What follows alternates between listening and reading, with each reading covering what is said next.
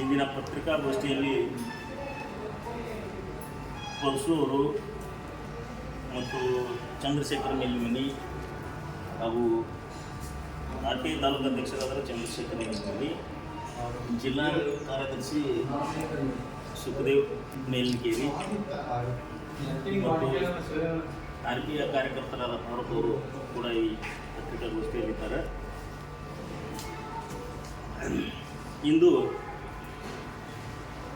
ಈ ಇಂಡಿ ಉಪವಿಭಾಗದ DYSP ಇವರು ಜಾತಿ ವಿರೋಧಿ ಅದರ ಮತ್ತು ಭ್ರಷ್ಟಾಚಾರಿ ಇದರ. ಹಣ ಕೊಟ್ಟರೆ ಯಾವುದೇ ಬಡವರ ವಿರುದ್ಧ ಕೇಸ್ ದಾಖಲು ಮಾಡ್ಕೊಳ್ಳೋದಿಲ್ಲ. ಯಾರು ಶ್ರೀಮಂತಿರ್ತಾರೋ ಅವ್ರ ಕಡೆಯಿಂದ ಹಣ ತೊಗೊಳ್ಳೋದು, ಕೇಸ್ ಮಾಡ್ಕೊಳ್ಳೋದಿಲ್ಲ. ಉದಾಹರಣೆಯಾಗಿ ಈ ನಮ್ಮ ಪರಮೇಶ್ ತಂದಿ ಹೀರೋಜಿ ಬನ್ಸೋಡೆ ಸಾಕಿಂಗ್ ಸಿರ್ಗೂರು ಇನಾಮ್ ತಾಲೂಕು ಇಂಡಿ, ಈ ಥರದ್ದು 1 ಎಕರೆ 37 ಗುಂಟೆ ಹೊಲ ಒತ್ತಿ ಹಾಕಿರ್ತಾರೆ. ಆ ಒತ್ತಿ ಹಾಕಿದ ಹೊಲ 2 ಲಕ್ಷ ರೂಪಾಯಿ ಒತ್ತಿ ಹಾಕಿರ್ತಾರೆ. ಆ ಹೊಲ ಹೊಳ್ಳಿ ನಮ್ಮ ರೊಕ್ಕ ಕೊಡ್ತೀವೋ ನಮ್ಗೆ ಬಿಡುವ ಹತ್ರ ನಾವು ಬಿಡೋದಿಲ್ಲ. ಅವರಿಗೆ ನನಗೆ ಬಡ್ಡಿ ಕೊಡುತ್ತೆ. ನನ್ನ ಜೊತೆಲಿ ಆ ಹೊಲ ಪರ್ಚೇಸ್ ಮಾಡಿದವರು ಮಾತಾಡ್ತಾರೆ. ತುಕಾರಾಮ್ ನಾವದಗಿ, ಬೀರಪ್ಪ ನಾವದಗಿ, ಏನಬಾ ನಾವದಗಿ, ಇವರೇನು ಹೇಳ್ತಾರೆ, ಬಡ್ಡಿ 31 ಲಕ್ಷ ರೂಪಾಯಿ ನಮಗೆ ಬಡ್ಡಿ ಗಂಟೆ ಸಮೇತ ಕೊಟ್ಟರೆ ಅಂತ ಕೇಳ್ತಾರೆ. ಅಂದರೆ ಈ ಮೊನ್ನೆ SP ಅವರು ಇಂಥ ಬಡ್ಡಿ ವ್ಯವಹಾರಗಳಿಗೆ ಕಡಿಮೆ ಹಾಕಬೇಕಂತೇಳಿ ಎಷ್ಟೋ ಪ್ರಯತ್ನ ಮಾಡಿದ್ದಾರೆ ಮತ್ತು ಅದರ ಸಕ್ಸಸ್ನೂ ಆಗಿದ್ದಾರೆ. ಆದ್ರೂ ನಾವು SP ಅವ್ರ ನಜರಿಗೆ ತೊಗೊಂಬರ್ತೀವಿ. DSP ಅವ್ರು ಕೇಸ್ ಮಾಡಲಾರ್ದ ಅವ್ರಿಗೊಂದು ಲೆಟ್ರನ್ನು ಕೊಟ್ಟಿವಿ, ಆ ಪ್ರತಿಗಳ ಹತ್ರ ನಾವು ಕೊಟ್ಟಿದ್ವಿ. SP ಅವ್ರು ಏನು ಹೇಳ್ತಾರೆ ಅಂದ್ರೆ, ಇದು ಭೂ ಸುಧಾರಣೆ ಕಾಯ್ದೆಯಡಿ ಸರ್ಕಾರ ಕೊಟ್ಟಂಥ ಜಮೀನು ಐತಿ. ಈ ಜಮೀನ ಖರೀದಿ ಮಾಡೋದು ಅಪರಾಧ ಐತಿ, ಮಾರೋದು ಅಪರಾಧ ಐತಿ. ಅದಕ್ಕೆ ಪಾಪ ಬಡವ್ರಿಗೆ ಜಮೀನು ಬಿಡಿಸ್ಕೊಡು ಅಂತೇಳಿ SP ಅವರು ನಮ್ಮ ಮುಂದೆ ಆಫೀಸ್ನಾಗ ಹೇಳ್ತಾರೆ. ಅವ್ರಿಗೆ DSPಗೆ ಫೋನ್ ಮಾಡಿ.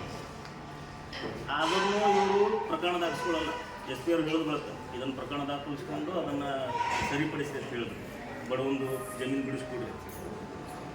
ಈ DSP ಅವರು ಯಾವ ಮಟ್ಟಕ್ಕೆ ಹೇಳ್ತಾರಪ್ಪ ಅಂತಂದ್ರೆ, ಕೇವಲ ದಲಿತರ ಕೇಸ್ಗಳು ಬಂದರೆ ಮಾತ್ರ ಇವರು ದಾಖಲೆ ಮಾಡ್ಕೊಳ್ಳಲ್ಲ. ಪಂಚಾಯಿತಿ ಮಾಡ್ತಾರೆ. ಪಂಚಾಯಿತಿ ಇವರೇ ನ್ಯಾಯಾಲಯ ಅದಾರ. ಇವ್ರದ್ದೇನು ಕೇಸ್ ದಾಖಲೆ ಮಾಡ್ಕೋಬೇಕು, ಅದನ್ನು ತಂಬಲ್ಲಿ ಐತಿ, ಚಾರ್ಜ್ ಶೀಟ್ರಿ ಮಾಡಿರಿ ಅಥವಾ ಬಿ ಸಮ್ರಿ ಇನ್ವೆಸ್ಟಿಗೇಷನ್ದಾಗ ಅದನ್ನು ಸುಳ್ಳು ಐತೋ ಕರೆ ಐತೋ ಗೊತ್ತಾಗ್ತದೆ. ಅದನ್ನು ಬಿಟ್ಟು ಮಾಡವಲ್ಲಿ ಮಾಡ್ಲಿಕ್ಕೆ ಕುಂದಿರ್ತಾರೆ. ಎದಕ್ಕೆ ಕುಂದಿರ್ತಾರೆ ಅಂದರೆ, ಎರಡೂ ಪಾರ್ಟಿ ಕಡೆಯಿಂದ ರೊಕ್ಕ ತಿಲ್ಲ. ಈ ರೌಡಿ ಶೀಟ್ರ್ಗಳದ್ದು ಕರ್ಕೊಂಡು ತೊಗೊಂಬರೋದು, ಅವ್ರದ್ದು ವಾಹನಗಳನ್ನ ಕಾನೂನು ಬಾಹಿರವಾಗಿ ಅನಧಿಕೃತವಾಗಿ ಪೊಲೀಸ್ ಸ್ಟೇಷನ್ದಾಗ ಇನ್ನೂ ಅದಾವೆ ಇಟ್ಕೋತಾರೆ. ಅವ್ರ ಕಡೆಗೆ 5 ಲಕ್ಷ 10 ಲಕ್ಷ ಮನ್ಸಿಗೆ ಬಂದ ರೊಕ್ಕ ಕೇಳ್ತಾರೆ.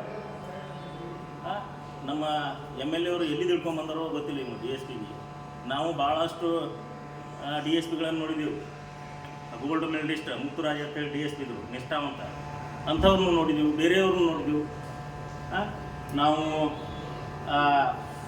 ಭ್ರಷ್ಟ ಅಧಿಕಾರಿಗಳು ನೋಡಿವ, ಆದರೆ ಇಷ್ಟು ಭ್ರಷ್ಟಾಚಾರ ನಾವು ನೋಡಿಲ್ಲ.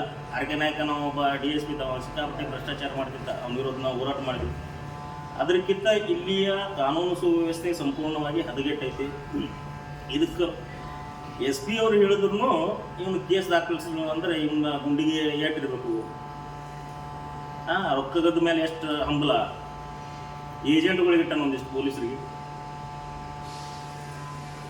ಈ ನಮ್ಮ ಶಾಸಕರು ಇವನನ್ನು ಇಲ್ಲಿಂದ ಕಳಿಸದೇ ಇದ್ದಲ್ಲಿ ಮತ್ತು ಈ ಪರ್ಮಿಷನ್ನವನ್ನ ಕೇಸ್ ದಾಖಲಿಸದೇ ಇದ್ದಲ್ಲಿ ಇನ್ನೊಂದು ವಾರ ಕಾಲಾವಕಾಶ ಕೊಡ್ತೀವಿ.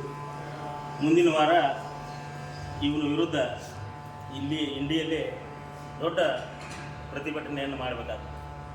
ಆ ಜಳಗಿ ಪೊಲೀಸ್ ಸ್ಟೇಷನ್ದಾಗ ಪಾಪ PSI ನಿಷ್ಠಾವಂತದವರು ಪಾಟೀಲ್ ಅಂತ, ಅವ್ರಿಗೆ ಇಳಿಸೋದಕ್ಕೆ ಅಲ್ಲಿ ಕೇಸ್ ದಾಖಲೆ ಆಗದಂತೆ ನೋಡ್ಕೊಂಡ್ರು.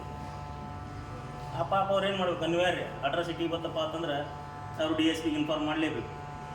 ಆ ಕೇಸ್ ದಾಖಲಿಸದಂತೆ ನೋಡಿಕೊಂಡು ನಮ್ಮ ದಲಿತರು DSP ಆಫೀಸ್ ಮುಂದೆ ಬಂದು ಪ್ರತಿಭಟನೆ ಮಾಡಿದ ನಂತರ ಕೇಸ್ ದಾಖಲಿಸ್ಕೊತಾರೆ.